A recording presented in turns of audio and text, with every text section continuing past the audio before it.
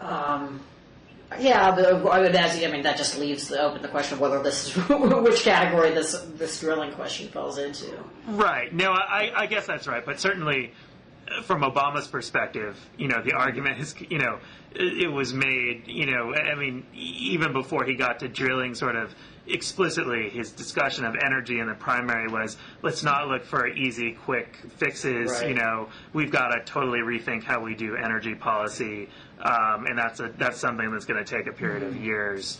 And so I think even you're right, if it wouldn't be an explicit flip-flop, it would certainly be a change in tone and kind of approach to the energy. Right, so it's not sort of the danger then wouldn't be sort of the that it becomes more of a flip-flop as much of it becomes he becomes less serious and less kind of grown up. Yeah, less serious, less grown up, and more a fan of easy answers, the kind of answers that he was saying don't exist, and that kind of the Obama approach to politics would suggest that you shouldn't be tempted by. I think that's right. Just back to the general flip-flopper point, though, I think you're right. I think the McCain, the flip-flopper charge, I just don't think was going to do it. I think you and I pretty much agree on that, and my colleague John Shake disagreed. I think, the flip-flopper charge had the potential to land some punches and take Obama down a peg, but in a year with such a strong tailwind, it just wasn't going to make Obama unacceptable. And we have plenty of politicians who are flip-floppers. No, I actually think it was going to make him more acceptable. Yeah, right, possibly. Yeah, I think that it's certainly possible that, and I argued this on our website too, that, by saying the guy is just not going to rock the boat, basically, he's going to sort of pander to you. He'll tell you what you want to hear, It suggests that he's certainly not going to be this secret radical who, imposes his radical agenda on the country. He's just going to basically follow majority opinion, Right, if they kept up that strategy, it would be sort of turning him into Clinton. Right, which, works particularly in a year when, a generic Democrat is up 15 points on a generic Republican. Yeah. Right, of course I meant Bill Clinton. Right, there. sure. Although I suppose to a certain extent it would apply to either one. So do you want to talk Veeps? Yeah, I'm happy to talk Veeps. Why don't you give me your sense, and we can. Well, I always thought Webb made a lot of sense for Obama. You could do the military thing, the fact that he worked in the Reagan administration, the state of Virginia. All of that made sense, but he seemed to take himself out, which is still a little bit mysterious to me. But he seemed to really take himself out, and I thought Strickland made a certain amount of sense, governor of Ohio, just from being the governor of Ohio. But he also issued a pretty strong statement taking himself out.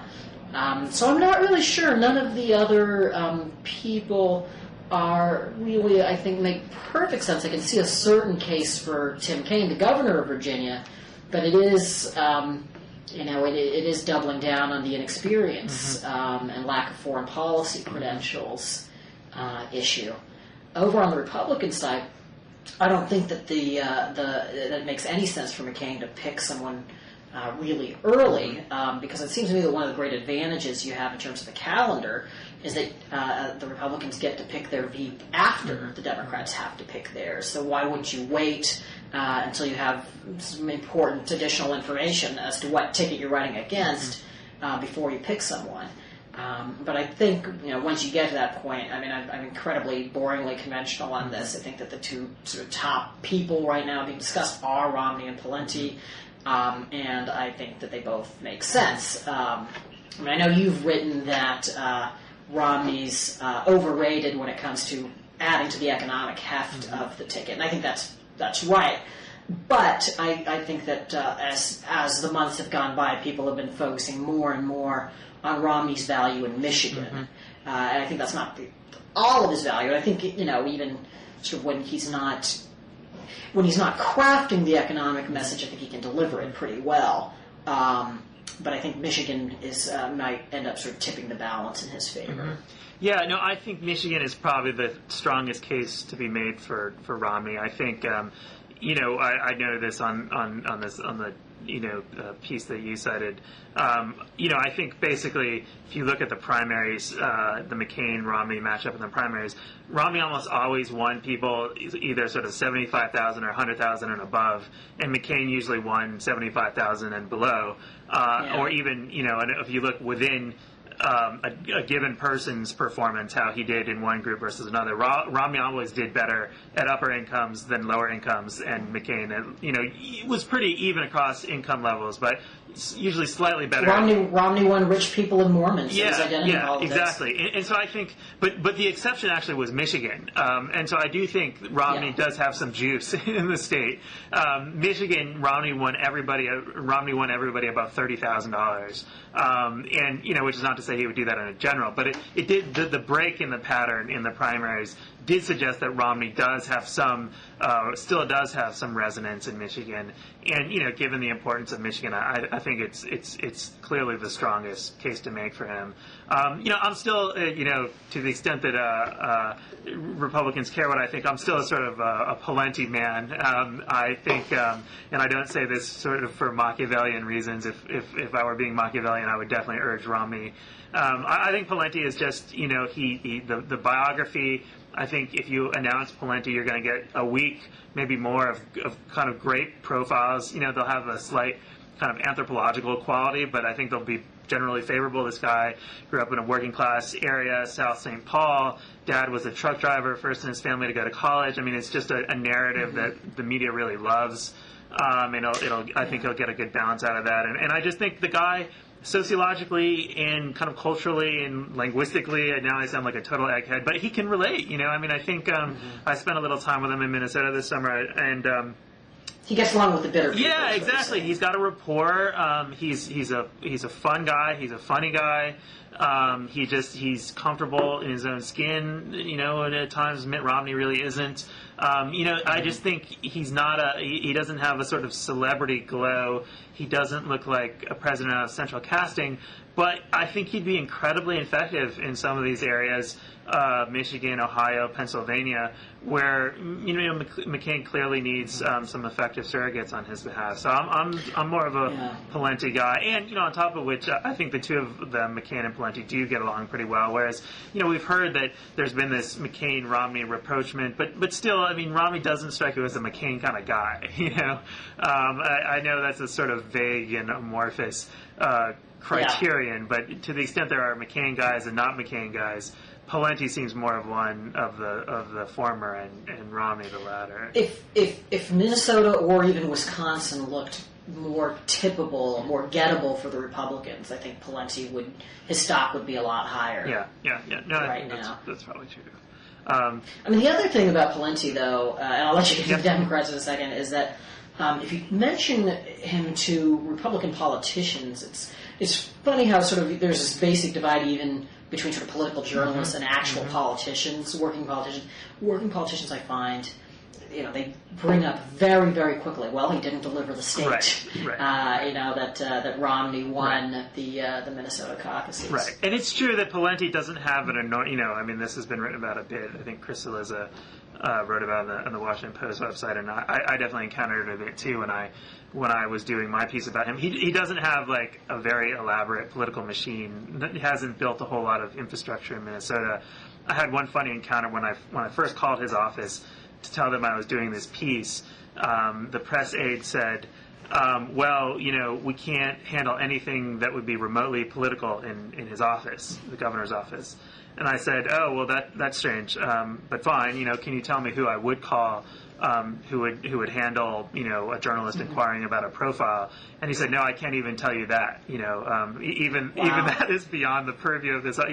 Governor Pawlenty takes the separation of political functions from state functions very seriously, and we can't even tell you who the right point person would be. If you do some digging, you may be able to find it on your own. But Minnesota good government traditions can look awfully peculiar. Yeah, it's a little quaint, I guess, right? So yeah, I mean, the guy has not been there's been no K Street project in Minnesota. I think there's been no massive political machine that this guy's been building. Which may speak well of him, but it definitely limits his sort of political, juice, such as it is. On the Democratic side, I agree with you. I mean, I think there just don't seem to be obvious people. You hear sort of these vague hints that, from Democratic activists and boosters, there's so many great people on the Democratic side, and we have so many more people to choose from on the Republican side. And, maybe in some respects that may be true, but on the Republican side, I do look over there and see a couple of sort of obvious people who would work pretty well. On the Democratic side, I honestly don't know. I think you're right. Kane, in some respects fits the bill. He's kind of a new face, and he speaks Spanish, and he was a Catholic missionary. Reasonably popular in Virginia, which is a swing state. But, the foreign policy issue is a problem. And in a way, he almost feels like the third choice from Virginia. We thought about Warner, that didn't work. We thought about Webb. Okay, well, there's this other Virginia guy, which I just think, I'm not sure how much that would affect the actual voters. I don't know that it would affect the voters. I think it might affect the coverage a bit. It's like, they were so determined to get some Virginia guy that they took this third choice Virginia guy. It was going to be a county commissioner if they couldn't get him. Yeah, exactly. So I think it would make me a little queasy. I don't think that should be the deciding factor. I have to say I know there's some strong feelings on both sides of this. I do like Biden. I think. The gaffe potential is high. There's no question about that. But I don't think Biden's gaffes are the kind that tend to be sort of devastating gaffes. They tend to be kind of, one-day stories that kind of disappear, and it's like, that's Biden. And no one really questions his kind of foreign policy bona fides and just his knowledge of the way things work. And, he's got this working-class sensibility. He never hesitates to remind you that he's one of the two poorest members of the Senate or something like that, and he commutes, still commutes from Delaware to Washington and takes Amtrak, and I think he's got a good. He's got the experience. He's been in the Senate forever. Yeah, no. So I think he's got a lot of things going for him. I guess the reason I think Obama wouldn't do that is twofold. One is the obvious. He's an insider, and it just steps on the change outsider message. Two senators. The other is, I think, and this is, I think, you get it, kind of vaguely from Obama here and there, which is just Obama doesn't necessarily think that he has a foreign policy problem that he needs to address. I think he thinks he's right on the merits, a lot of the merits. He's certainly on the war. You could argue about the surge and his response to the McCain charges on the surge. But I think, by and large, he thinks he's right on the war on terror, on Pakistan, on just general America's position in the world and how it's seen. And so I think he doesn't think he has the problem foreign policy-wise that a lot of us in the media perceive him to have. And so I actually think, the sense of urgency to put someone like that on the ticket isn't there for Obama, which may actually lead him to more of a Kane person than a Biden person. I think I disagree with him. I think, a Biden-type presence would actually be really reassuring and would help him get over some of these thresholds that we're talking about. But, again, I don't think they perceive themselves to have that problem. So the sort of the smooth talker and the guy who talks too much. Right, yeah. No, it could be the caricatures, certainly, yeah. What do you think of Kathleen Sebelius, governor of Kansas, my home state? Oh, yeah, that's right. I think, she didn't get a great reception when she delivered this State of the Union response. She gets great marks as kind of a technocrat, and just kind of her reform of the insurance industry in Kansas and making, sort of smart, efficient decisions as governor. I think she'd be worth considering if Obama hadn't defeated Hillary Clinton, many of whose supporters will be really upset if there's a woman on the ticket who's not Hillary Clinton. And I think it's unfortunate that has to be part of the calculus, but I think it clearly does. And there's still a lot of raw emotion out there that would be sort of inflamed to mix and match. Interesting. So sort of Hillary actually sort of reduces the chances of a woman being on the ticket. Yeah, I think that's right. And this is not a point. This is not my own pet. I think this is kind of the chatter, and even some Hillary supporters may have sort of hinted at that, or more than hinted at that, that like, okay, don't put her on, but don't put another woman on. We'll be really pissed if you do that. So, is the idea of Chuck Hagel completely outlandish? Because it seems to me that, on paper it makes a certain amount of sense if you could get the Democratic Party to swallow it. But I could see that being sort of tough. Yeah, I think it's tough, and I think, look, the problem with Hagel is Hagel isn't even, he's not. Hagel is not like Susan Collins, or even Arlen Specter. I mean, Hagel, like on a lot of, certainly on social policy and certain economic stuff, is pretty conservative. I mean, you and I could quibble about that, but he's certainly to the right of some of these other. The people you normally think of as moderate Republicans on basically every other issue other than the war. So I think the risk with Hagel is that he could just get savaged, by this traditional. He'd either have to flip-flop on a lot of things, or he'd have to,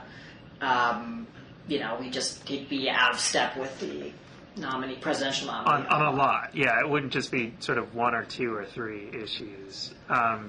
So yeah, I think it's a pretty hard sell. Though I have to say he was incredibly valuable to Obama in beating back the charge that Obama doesn't care about the troops, as ostensibly epitomized by the German base non-visit. Well, I think there's a great chance that Hagel and, for that matter, Colin Powell will be very helpful to Obama as the fall approaches. So I just wanted to get your thoughts, and maybe this is something to end on, but.